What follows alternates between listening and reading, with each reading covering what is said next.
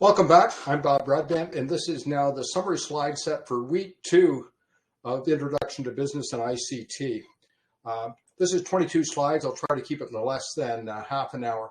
Just a hint or tip as it relates to the weekly quizzes that show up in this course.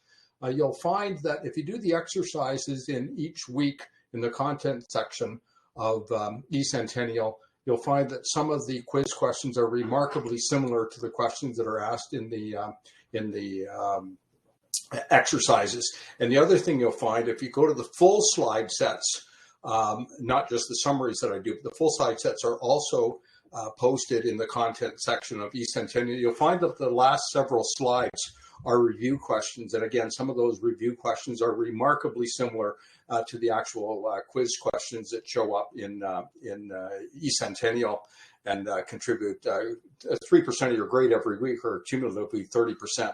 Anyway, this is Chapter 2, Environmental Business. I'll try to keep it to less than 30 minutes. Also, the purpose of this week, we'll talk a little bit what they call organizational boundaries and organizational environments. Talk a little bit about economic environment. In economics, they call this macroeconomics, and it's sort of things like inflation and deflation and gross domestic product. We'll talk a little bit about technological environment of business and how that contributes to productivity, and a little bit about what they call the political and legal environment. Social cultural is sort of the look and feel of the environment around us. Here in Canada, we have a very, very diverse culture, particularly so in the major cities of Southern Ontario and in British Columbia, less so elsewhere in the country, but increasingly so. And we'll find that a lot of our customers are multicultural, and a lot of the employers are multicultural. So it just makes good business sense for an organization to make sure that it addresses its multiple constituencies. Talk a little bit about some of the emerging challenges, and the slide set doesn't talk to it because it wasn't done yet, but I will speak to some of the effects of COVID that we're now going into year 3. I can remember when this started in March of 2020. I had just come back from my last vacation, which was in Dubai. I just barely missed getting caught in quarantine on the way back. But that was sort of my last formal vacation outside of the country. We'll talk a little bit about retraining, what they call redrawing of corporate boundaries, which is a little bit different than your traditional large corporation, and then outside organizations being either suppliers or customers. All right, talk about the external environment. External environment means anything outside of the organization. So for example, for Centennial College, we normally think of the internal environment as being the physical campuses, the students, the teachers, the administration, whether it be online or physical, but it's sort of the people that work for, go to, teach at Centennial College. And then the external environment, everything outside of that boundary. And so things like important things outside of the external environment are things like potential employers, things like potential sources of students. For example, the high schools in Scarborough and elsewhere in the GTA are a common source. And also there's a lot of international students here at Centennial College. And so parts of the external environment are pre-college education institutes around the world that provide as intake to people that want to come and take post-secondary education at Centennial College here in Toronto. And so organizational boundaries is simply the division between the internal environment and the external environment. Get a good example at Centennial College. Internal environment would include students and teachers. Outside environment would be teachers elsewhere that might be potential staff, and educational institutions up to including high school elsewhere in the world. So the boundary is you're not just there yet. You might be applying to Centennial College, and the boundary actually would consider to be the admissions process. All right, multiple environment, all kind of economic, larger environment of the of the world we're in. Technological, we're moving very, very rapidly towards an electronic world. We were moving that before COVID. There was massive movements away from what they call the bricks and mortar economy. Major retailers like Sears and others have essentially gone bankrupt over time, and online retailers like Amazon and others were growing quickly before COVID, and then with the advent of COVID, have even grown more quickly. And a lot of the conventional bricks and mortar retailers have had a very, very tough time in a COVID type environment where access to physical facilities like shopping malls have been either somewhat restricted or absolutely disallowed. Political, legal environment, is terms of what are the laws of the land, social and cultural, what the look and feel, business environment. Global, elsewhere, Canada actually is, in percentage of our economy, is one of the most active trading countries in the world. We're a small country. We only have about 35 million people and only about 2% of the world GDP.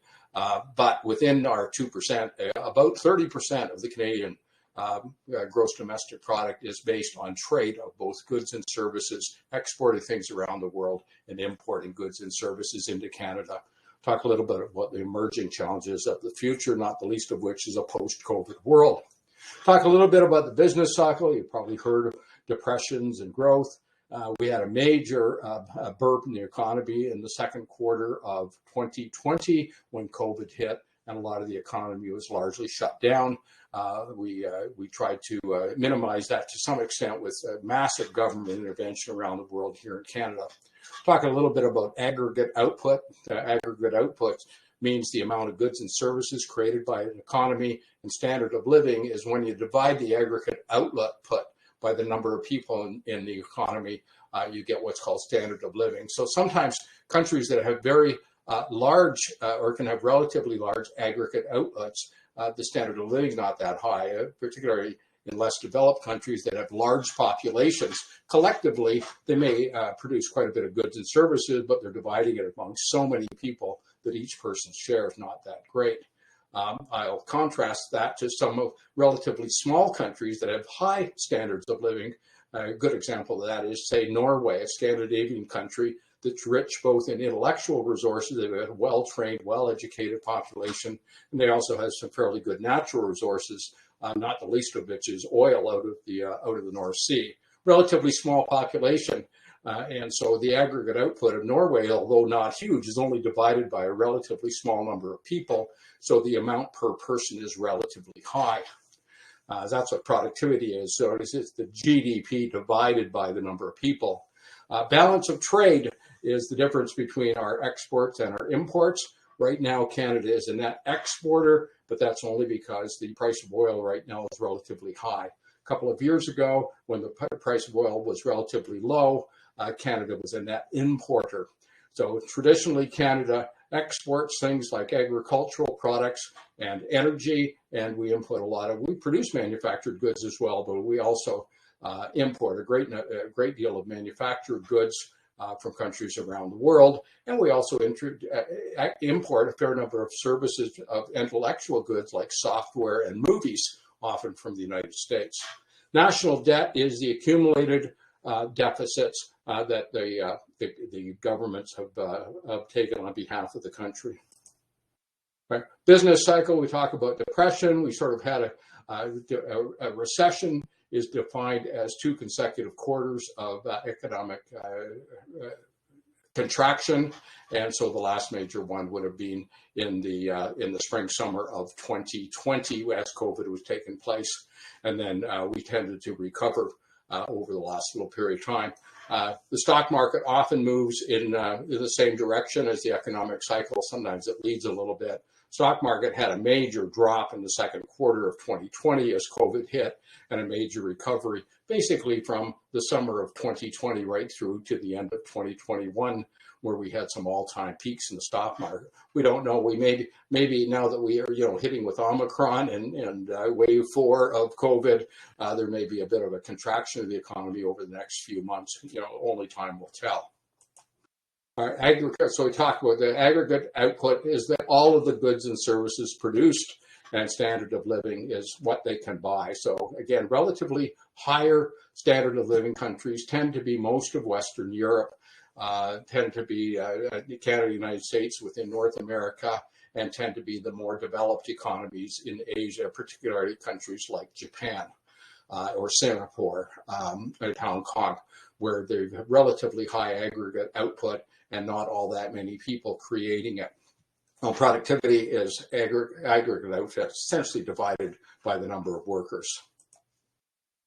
Typical way of measuring it, most common way actually, is gross domestic product, which is what's produced in the economy, regardless of where it's produced. National product adds things like regardless of where it's located. So sometimes countries, if you own assets outside your country and things are produced outside the country, that counts, although it's not actually produced in the country. So gross domestic product is the more common measurement these days for measuring the value of the domestic economy.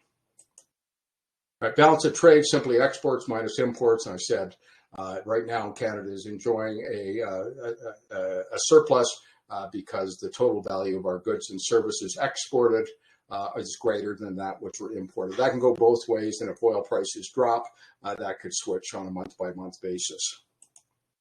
Right, economic stability, most governments would rather not have raging inflation or raging deflation. Deflation, we've rarely seen deflation as if price levels are dropping across the economy, and deflation often leads to a recession. And because if you believed that everything's going to drop in price, you'd wait. You wouldn't buy anything today other than things you have to buy today, like food, to survive. And so if everybody believed prices are going to be cheaper a year from now than today, everybody quit buying stuff. Well, if everybody quits buying stuff, the factories would have to close and lay off employees, and you end up with a self-fulfilling prophecy, where if you believe you're going to have a recession, you have a recession. And then you end up with a lot of unemployment. Unemployment is a number of people that are out of work that are actively seeking work. Right, economic environment we talked about. So inflation is general increase in prices for the longest period up until last year. Canada, United States, and a lot of Western Europe has been enjoying a period of relatively low inflation, typically be around 1 to 3% a year. The Bank of Canada has a target of 2% a year, and they were within that for the last 20 years. There's been a change to that in the last year as we've been coming out of COVID, where we've seen the inflation 4, 5, 6%, both in North America and in Western Europe. And some of that is because of constraints in the worldwide supply chain, container ships being lined up. There's not enough port capacity to bring all the ships in and get unloaded. So you get constraints in the supply chain, and even labor shortages, as there's been a lot of disruption with some businesses, particularly IT, having huge demand for employees, and other industries, particularly things like hospitality, restaurants, and hotels, where people have been laid off. And so there's disruption right now going in the labor market, and that often leads to labor shortages in critical industries, and that often leads to increase in wages, which then leads to increase in prices. Deflation, we talked about, normally very dangerous. If you have generally falling prices across the economy, people will stop buying things, and that by itself will often lead to a recession or depression. All right, we typically, most governments like to manage the economy to some extent. There are two major tools of what they call fiscal policies and monetary policies. Well, fiscal policies are two steps. The governments are allowed to tax and they're allowed to spend. In the last couple of years, the governments have been holding taxes relatively constant, but they have been massively increasing spending, particularly in transfers to individuals and industries, to try to take up some of the slack that was caused by shutdowns caused by COVID. And similarly, the governments of the world control the money supply, the amount of money, and interest rates. And so most governments in the last 2 years since COVID have been relatively what they call loose or easy money supply, which means that they try to keep the interest rates relatively low to encourage people to buy things so that we don't go into recession caused by COVID. And collectively, they call these stabilization policies, which means trying to keep the economy on a roughly slow, moderate growth with moderate wage increases and moderate inflation of prices and relatively low unemployment. All right, so technology, big change over the last, technology is not just information technology. Some of the early technology changes was the industrialization that started in Europe and also in Asia. Things like the invention of the steam engine and the railways a couple hundred years ago. And then, so we had a lot of factories were created a couple hundred years ago. We went from a largely agrarian or agricultural economy to a more industrial economy.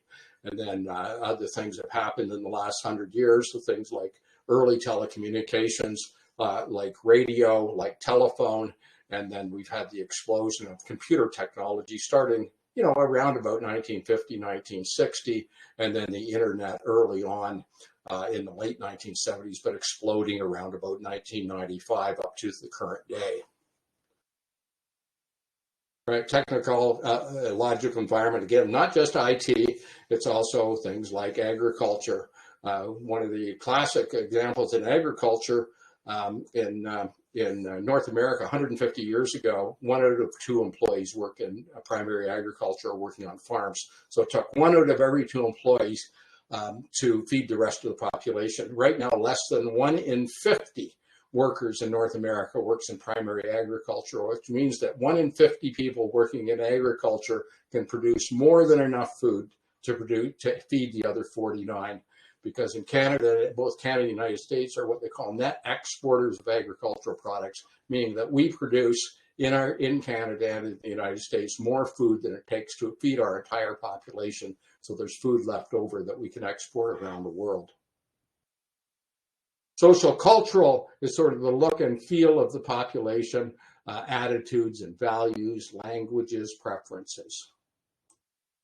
Business, some of the things they talk about core competencies. As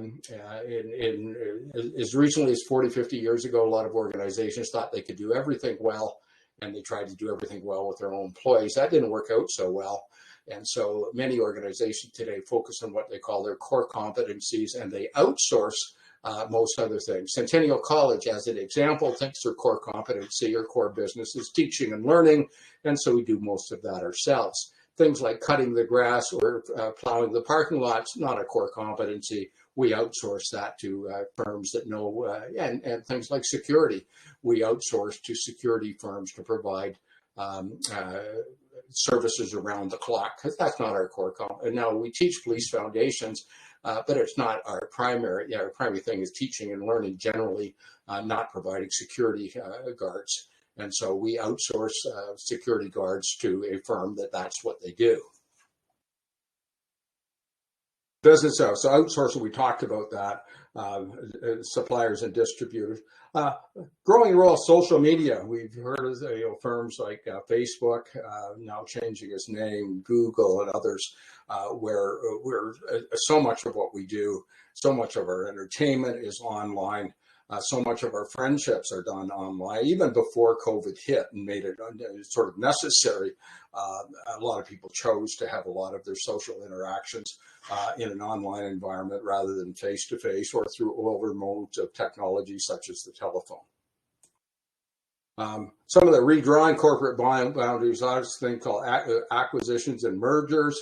Acquisition is buying somebody else, either a supplier or customer, a competitor, or a merger. That's where 2 or more firms get together and create a larger firm. They talk about friendly and hostile takeovers. Friendly takeovers when the 2 firms think it's to their own best interest, that there are no real winners or losers. They both think they win. Hostile takeover, often when one firm wants to take over another firm, the firm being taken over doesn't want to be taken over, and they call that a hostile takeover. And divestitures and spinoffs. That's the opposite of an acquisition or merger. That's taking some of your business and saying, well, that's not that important to us anymore. We're going to spin it off and let somebody else do it. A classic example of a divestiture and spinoff that's quite recent in the Canadian marketplace is that what was once a major Canadian success story, a firm called Bombardier, which started out as a very small manufacturer of snow machines and grew into a major multinational firm that had not only recreational products like snowmobiles and personal watercraft, but it also was a major worldwide supplier of things like subway cars and regional aircraft. And both the subway car business has been spun off and sold out, and the most of the regional jets and regional aircraft have been sold off. And so Bombardier now has been split into two firms. There's what I call little Bombardier Recreational Products, which is right back to its core original business of snowmobiles and all-terrain vehicles and personal watercraft. And then there is also the personal jet business, and those are their only two businesses now. And the other things like railcraft and other commercial airlines have been sold or sold off to what used to be competitive firms. All right, so friendly takeover, we talked about that, and hostile, they don't like it much.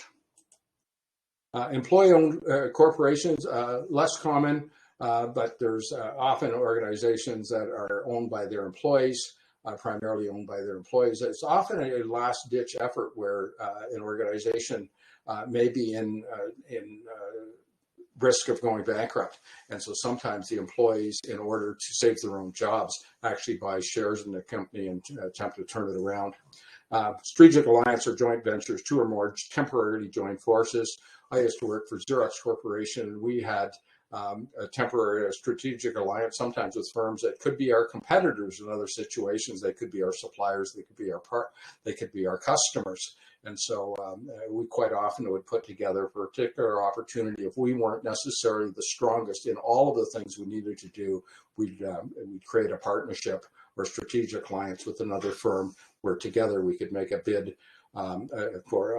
I was actually the project director for a project where Xerox Corporation had a partnership with another firm, and together we ended up taking over most of the printing of one of the major Canadian banks. All right, so redrawing corporate boundaries, very, very common. We talk about parent companies, subsidiaries. Canada is often referred to as a branch plant economy, whereas we do not have all that many major firms headquartered in Canada. We have some. We have 5 or 6 major banks in Canada that have branches throughout North America and the Caribbean and South America, and lesser extent elsewhere in the world. We also have some major firms like it's called CAS.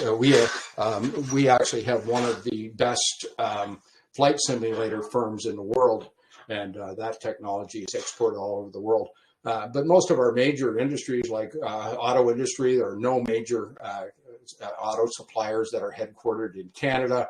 Now there's a major part supplier. Magna International is one of the top 2 or 3 suppliers of automotive parts in the world.